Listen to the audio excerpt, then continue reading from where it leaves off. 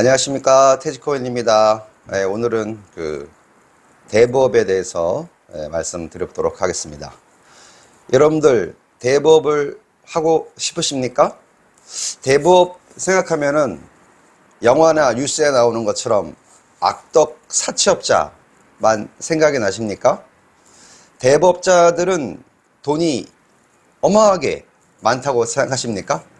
꼭 그런 것은 아니지만은 주로 돈을 빌려보신 이 채무자분들이 이 대부업을 하고 싶다고 말씀들을 많이 하고 계십니다. 본인들이 대출을 받아본 경험이 있어서 그런지 아니면 이제까지 낸 이자가 아까워서 그런지 꼭 대부업을 하겠다. 나는 반드시 돈 벌어서 대부업을 하겠다. 라고 하시는 분들이 의외로 많더라고요. 진짜로 제가 아는 사람 중에 채무자였던 분이 대부업을 하신 분이 있어요. 제가 아시는 분은 PC방을 하셨는데 사업이 실패해가지고 신용불량자까지 되셨던 분인데 그 본인의 누님이 결혼을 해가지고 돈이 좀 많이 생겼나 봅니다. 그래가지고 누나한테 돈을 투자를 받아가지고 한 10억인가? 그거 가지고 대부업을 하려고 했는데 신용불량자였던 그분이 중국에서 이제 한국으로 이제 들어오려고 하다가 뭐 잘 아는 사람 소개시켜달라고 저하고 이제 저는 한국에서 핸드폰으로 통화를 하면서 어떻게 하는 거냐, 뭐 사업장 어떻게 되냐 이렇게 얘기를 했던 말들이 기억에 납니다. 그게 한 15년 전 얘기인데 이제 그분도 이제 대부업을 잘 하시고 계세요.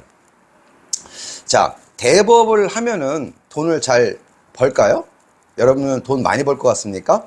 일단 수익적인 면에서 대부업의 이자는 연 20%이기 때문에 연 20%의 이자를 가지고 수익을 올리는 구조가 만만하지 않습니다.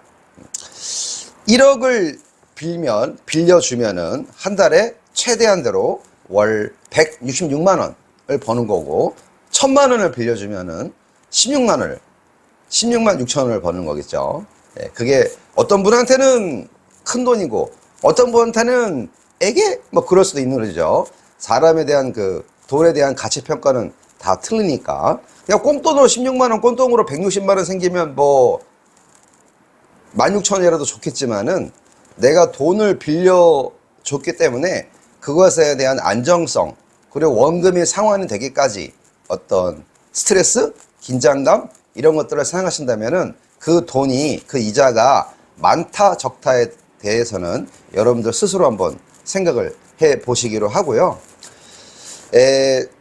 수익은 아까 연 20%로 설명을 드렸으니까 지출에 대해서 한번 얘기해 보죠. 일단 수익이 생겼으면 세금 내야 됩니다.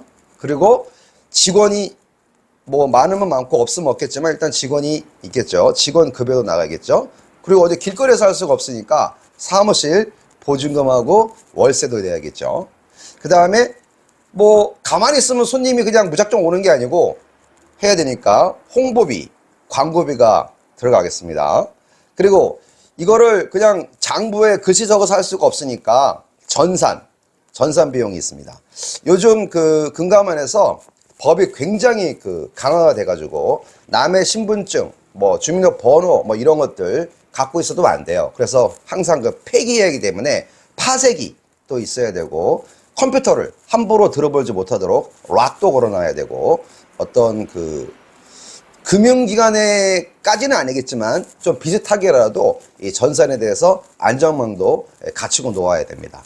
그리고 뭐 100이면 100, 1000이면 1000 무조건 다 돈 안 뜯기고 돈을 받아낼 수 있는 거는 아니겠죠. 그래서 손실 비용에 대한 것도 계산을 해야 됩니다. 또 이런 것들을 하기 위해서 추심하는 비용, 또 경매를 집어넣는 경매 비용, 뭐 등등등 비용이 있겠죠. 이런 비용들을 다 계산을 한다면 1억을 빌려줘야 166만 원을 버니까, 그죠? 그 비용들을 계산하면 도대체 얼마를 대출을 해줘야 그 수익을 다 감당할 수 있을까요?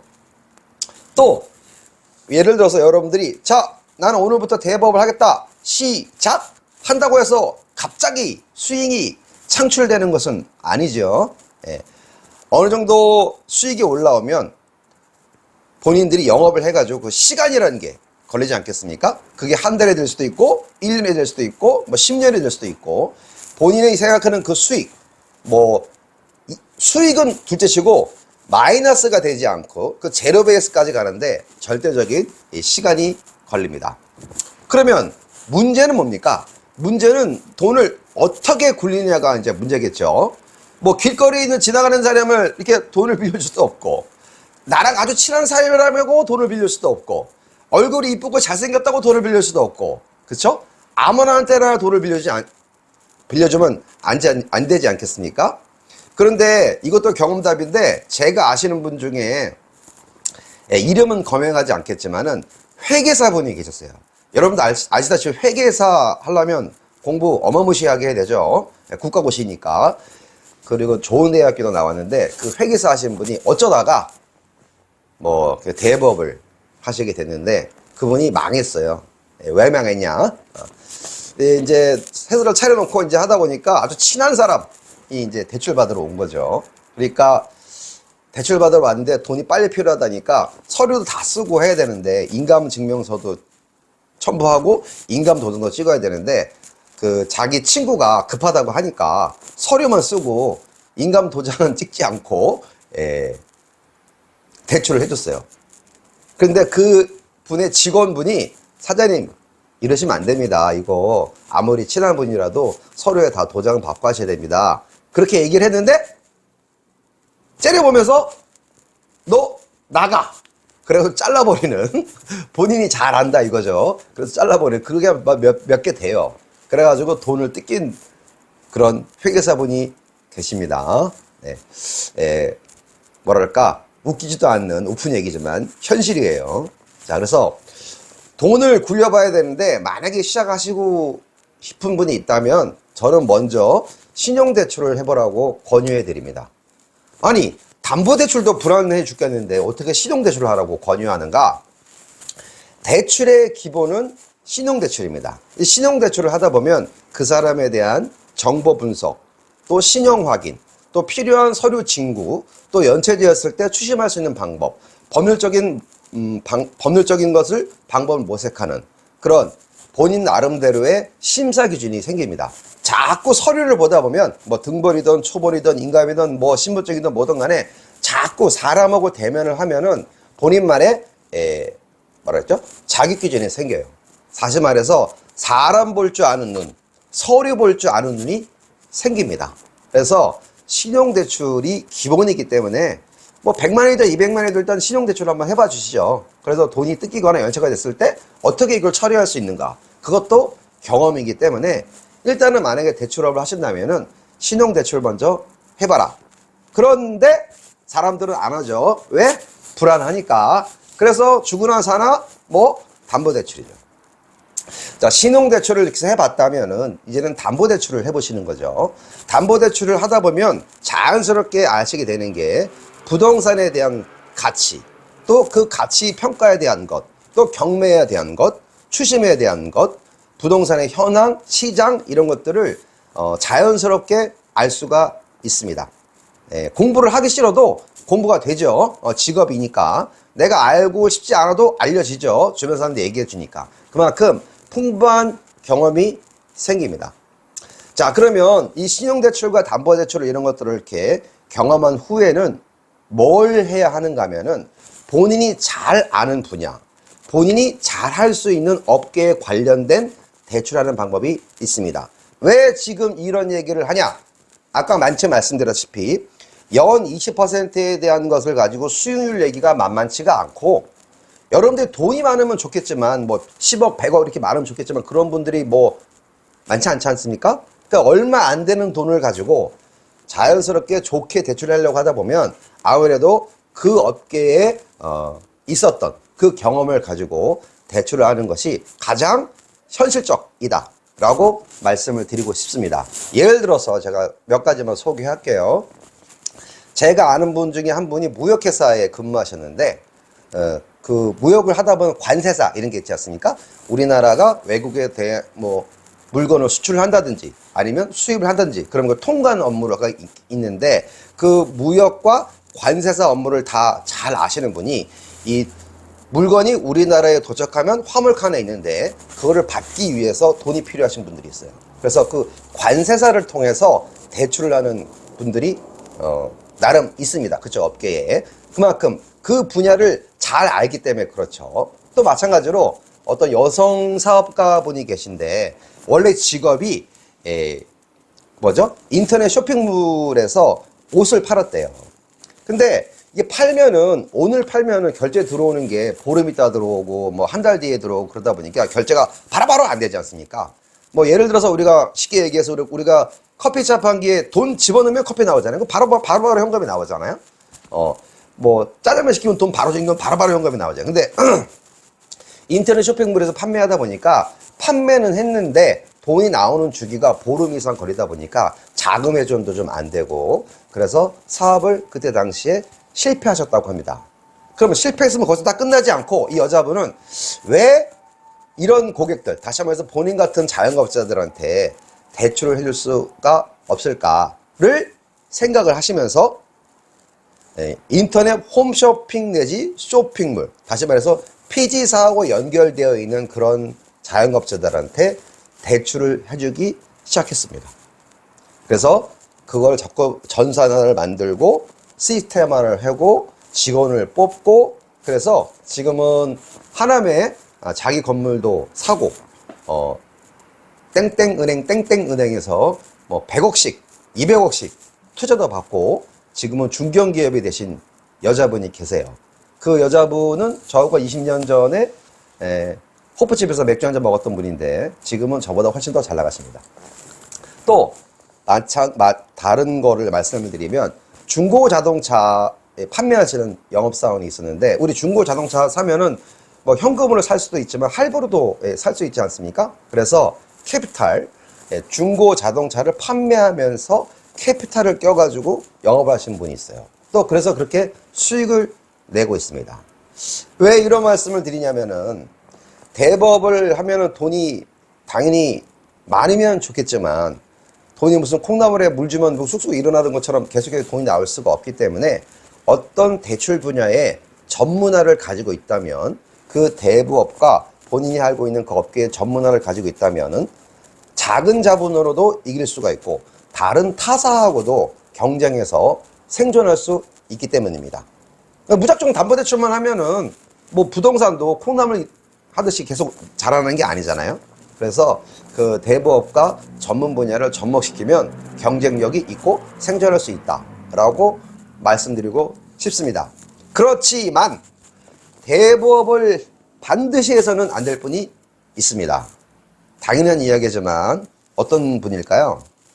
첫째, 상대방하고 말을 한 것에 대해서 약속을 자꾸 어기는 자. 당연하죠. 본인 말에 신뢰가 깨져버리면 뭐 꼭 대부업이 아니라고 다른 업도 마찬가지겠죠. 두 번째, 본인의 감정을 다스리지 못해서 돈 때문에 욕하고 울고 잠 못 자고 흥분을 감추지 못하는 자. 그거 잘못하면 사고 납니다. 본인의 감정과 본인의 말을 컨트롤하지 못하는 사람은 대부업을 하면 안 되겠습니다. 또 돈 뜯길까봐 불안불안하는 사람, 돈 주고 잠 못 자면 뭐 대부업이고 나발이고 안 되겠죠. 이런 사람은 꼭 사고가 납니다. 오늘 이야기하는 것 중에 가장 중요한 게 지금 드리는 말씀이에요. 자기의 말과 감정을 다스리지 못하면 답이 안 나온다. 자, 그래서 자기의 감정을 잘 다스린다는 말을 다른 말로 얘기했더니 사채업자는 냉혈한이다 라고 생각하십니까? 그 냉혈한이라는 것을 반대로 이야기하면 약속을 잘 지키고 본인의 감정을 다스릴 줄 알고 말한 대로 행동에 옮기고 정상적인 업무와 정상적인 행동 스타일을 가지고 꾸준하게 할 수 있는 자를 말합니다. 그런 사람이 대부업도 다른 업도 마찬가지로 성공할 수 있다고 생각이 됩니다. 대부업도 금융업에 속하는 것이기 때문에 경험을 하시면 다양하고 많은 분야를 공부하게 됩니다. 은행, 법률, 경매, 공매, 부동산, 신용조회, 금융상식, 채권 추심, 뭐 담보 비율, 뭐 등등등. 하여튼 여러 가지 경험을 많이 할 수가 있기 때문에 자녀분들이 있다면은 한번 교육 차원에서 경험해 보라고 하는 것도 괜찮다고 생각이 됩니다. 인생사, 인간사가 응애하고 태어나서 캑 하고 사망하실 때까지, 죽을 때까지 연관되어 있는 게 있죠. 그게 뭐죠? 돈. 네, 돈이죠. 결혼, 사망, 이사, 학교 입학, 뭐 자동차, 여행, 뭐 등등등 돈하고 연결되지 않는 것은 거의 없다고 싶이 하는 게 인생사니까요. 또 한 면, 다른 면으로 말씀드리면은 현재 대한민국 금리가 연 20%죠. 그렇지만 베트남이나 다른 동남아 국가는 우리나라 70년대처럼 이자 제한법이 없습니다. 그래서 한국보다 더 고금리를 받을 수가 있어요. 하지만 우리나라처럼 전산이나 법률이 잘 되어 있지 않고 굉장히 낙후되어 있습니다. 한 가지 뭐 예를 들어서 우리나라처럼 등기부등본 띄는데 전산화가 안 돼 있다는 거죠. 그래서 아름아름 대출하거나 뭐 감으로 대출하거나 뭐 이래야 됩니다. 또 많이 뜯기겠죠. 장단점이 있지요. 대법이 인식이 안 좋다는 것에 대해서 말씀드리고 싶은데, 맞습니다. 맞는데 지금은 많이들 바뀌었고요. 오해하는 소지가 다분히 좀 있습니다. 영화에서 뉴스에서 그렇게 얘기를 하니까. 대법을 전문적으로 하시는 분들은 그런 분들이 거의 없다고 보여지고요. 차라리 일반인 분이나 뭐 시작한 지 얼마 안 됐거나 뭐 이런 분들이 뭐 실수나 그런 것들을 많이 하는 것 같습니다. 여하튼 오늘은 대부업에 대해서 이런저런 이야기를 한번 해봤습니다. 감사합니다. 태지콘이었습니다.